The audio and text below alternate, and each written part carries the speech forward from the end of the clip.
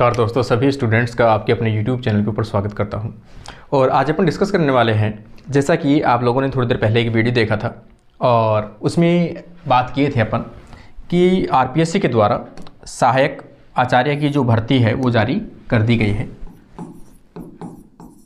RPSC के द्वारा राजस्थान के अंदर सहायक आचार्य या कह सकते हैं अपना असिस्टेंट प्रोफेसर की भर्ती आ चुकी है। असिस्टेंट प्रोफेसर 2025 की जो रिक्रूटमेंट है वो जारी कर दी गई है। अब सबसे बड़ी बात आती है, जैसे कि आप लोगों ने अभी पूछा भी है, काफ़ी लोगों का कमेंट भी आया, कॉल भी आए हैं, सभी का एक ही क्वेश्चन है कि सर अभी जो असिस्टेंट प्रोफेसर की जो भर्ती है वो आ चुकी है, क्या अभी राजस्थान के अंदर सेट एग्ज़ाम हो सकता है? क्योंकि लास्ट जो वैकेंसी आई थी उससे पहले इन्होंने सेट का एग्ज़ाम है वो 2023 के अंदर करवाया गया था। 2023 में सेट एग्ज़ाम जो है वो करवाया गया था, एग्ज़ाम सेट। ठीक है, इसका मतलब सेट की आवश्यकता क्यों पड़ती है? पहली चीज़ तो अपन बात कर लेते हैं कि सहायक आचार्य जो है या असिस्टेंट प्रोफेसर जो होता है उसकी वैकेंसी के लिए मिनिमम क्वालिफिकेशन,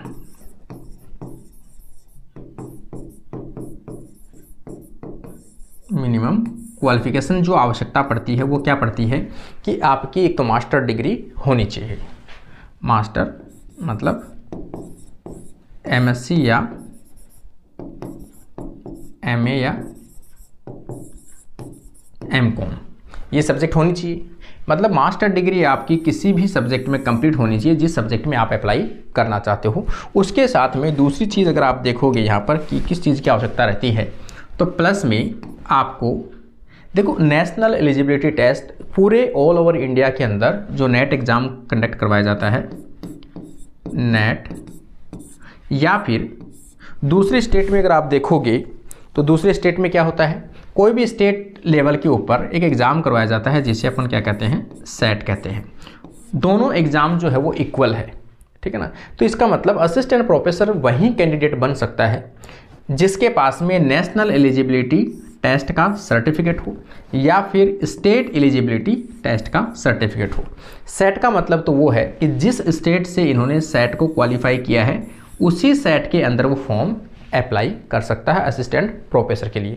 नेट जिस बंदे ने क्वालिफाई किया है वो ऑल ओवर इंडिया के किसी भी राज्य में जाकर वो असिस्टेंट प्रोफेसर का फॉर्म है वो अप्लाई कर सकता है। इसमें पीएचडी की आवश्यकता नहीं पड़ती है। क्यों? केवल नेट की आवश्यकता पड़ती है, ठीक है ना। तो नेट या सेट होना जरूरी है। अब रही बात नेट की, नेट जो है वो अपन सभी जानते हैं एक साल में कितनी बार होता है, तो 2 बार जो एग्ज़ाम है वो कंडक्ट किया जाता है। लेकिन सेट जो है, जैसे मान लो कि नेट का जो पैटर्न है वो क्या होता है, थोड़ा सा हार्ड होता है।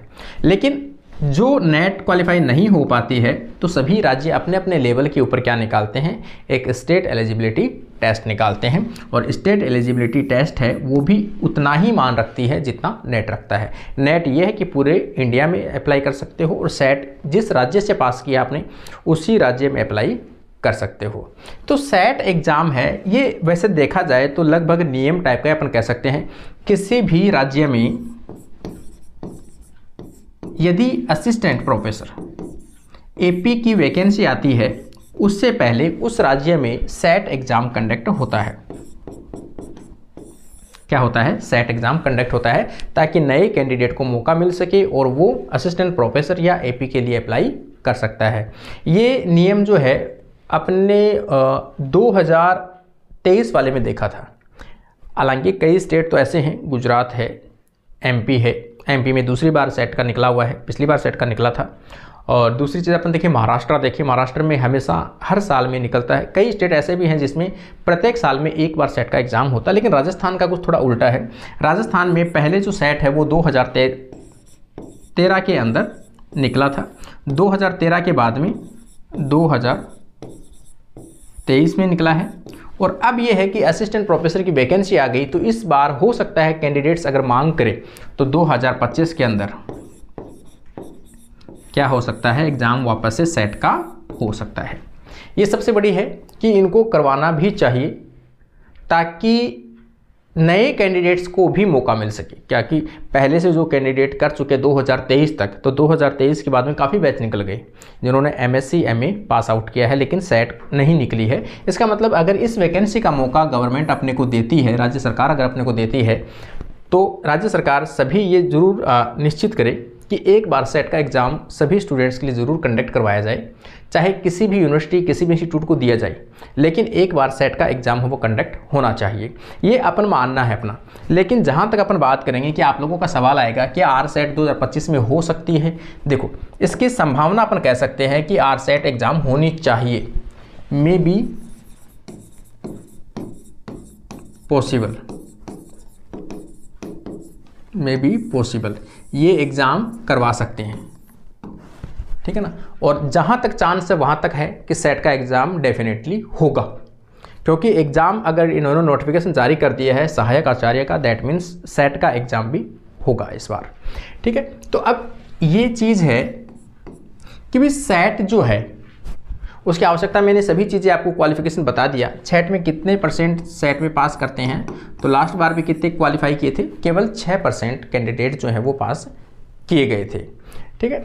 तो अब ये चीज़ अपन बात कर रहे हैं कि भाई सेट में सिलेबस क्या आता है, कौन से आप एलिजिबिलिटी हो। जैसे अपन बात करते हैं लाइफ साइंस, जैसे मान लो कोई कैंडिडेट है, बॉटनी है, जूलॉजी है, बायो टेक है, माइक्रोबायोलॉजी है, बायोकेमिस्ट्री है, जेनेटिक्स है, बायोलॉजी की जितनी भी ब्रांच है, बायोइन्फॉर्मेटिक्स है, इन सभी को अगर आपको AP में अप्लाई करना है तो आपके पास में नेट हो चाहे सेट हो, किस सब्जेक्ट में होना चाहिए, आपको लाइफ साइंस में होना चाहिए। किस सब्जेक्ट में आपको नेट होना चाहिए या सेट होना चाहिए, आपको लाइफ साइंस में होना चाहिए, तभी RPSC जो है वो आपको अलाउ करेगी। कई कैंडिडेट्स का मानना है कि सर हम अगर इन सब्जेक्ट से होते हुए अगर नेट है वो UGC नेट करते हैं, UGC नेट करते हैं। पहली बात तो UGC नेट में लाइफ साइंस का सब्जेक्ट नहीं आता, क्योंकि UGC नेट केवल आर्ट्स की जो एग्ज़ाम है उनको कंडक्ट करवाता है। तो यहाँ पर UGC नेट में हम लोग किस सब्जेक्ट में अप्लाई करते हैं, एनवायरनमेंट में। किस में अप्लाई करते हैं अपन, एनवायरनमेंट में। एनवायरनमेंट में आप लोगों ने नेट या सेट है वो क्वालिफाई कर भी लिया तो भी आप लोगों को इस फॉर्म के लिए एलिजिबल नहीं किया जाएगा। डॉक्यूमेंट वेरिफिकेशन के अंदर आपको है वो रिजेक्ट कर दिया जाता है। हाँ, हो सकता है एनवायरनमेंट से आप लोगों ने नेट क्वालिफाई करके, UGC क्वालिफाई करके JRF उठा लिया, आपने PhD भी कर ली और JRF आपको स्कॉलरशिप है वो मिल भी गई, वो चल सकता है। लेकिन यदि आप असिस्टेंट प्रोफेसर बनना चाहते हो तो मैं भी आपको क्लियर बता देता हूँ कि आपको एनवायरनमेंट की नेट है वो क्वालिफाई नहीं मानी जाएगी, आपको केवल लाइफ साइंस की जो है वही क्वालिफाई मानी जाएगी। और CSIR, और अपन लाइफ साइंस की बात करते हैं तो नेट एग्ज़ाम जो है, नेट वो किसके द्वारा कंडक्ट कराई जाती है, CSIR नेट ही मान्य होती है।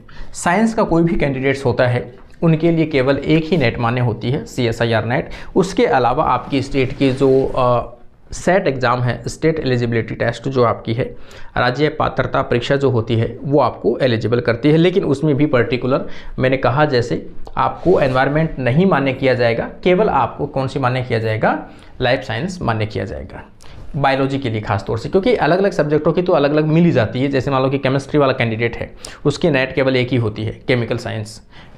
फिजिक्स वाले हैं उनकी केवल एक ही होती है, फिजिकल साइंस। मैथ वाला है, मैथमेटिक्स साइंस होती है, इस प्रकार। लेकिन अपने बायोलॉजी में प्रॉब्लम आती है, बायोलॉजी में क्या है, ब्रांच काफ़ी अधिक है और नेट की एग्ज़ाम केवल एक ही होती है लाइफ साइंस के नाम से।